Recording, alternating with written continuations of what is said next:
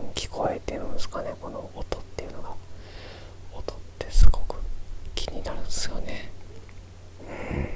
とりあえず耳かきをしてバ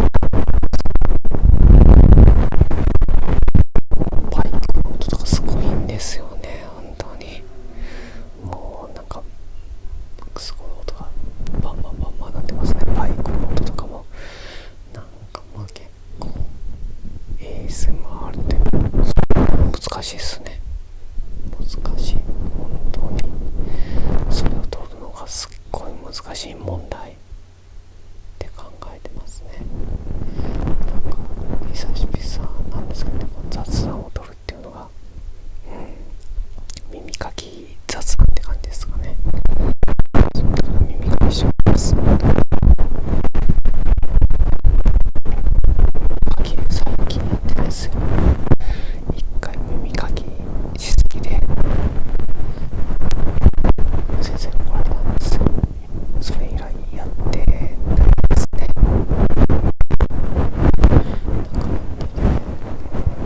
毎日過ごしております。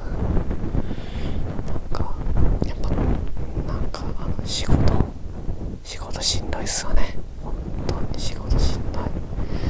皆さん本当にお疲れ様です。本当にいろんな人間関係ですよね。仕事のしんどさより人間関係が嫌になる時ありますよね。あるんですよね。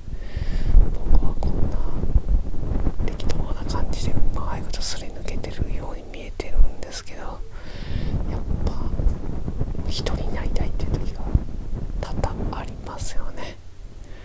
多々ありますわ。本当に早く、このプライベートの家でさえもしんどい時ありますね。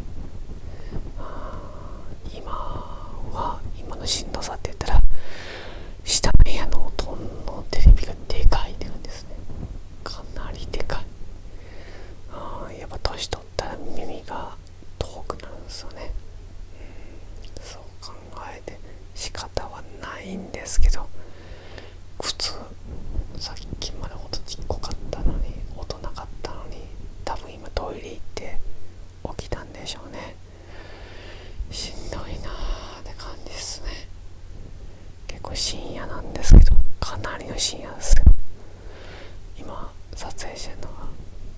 だからやっぱ疲れますね。します。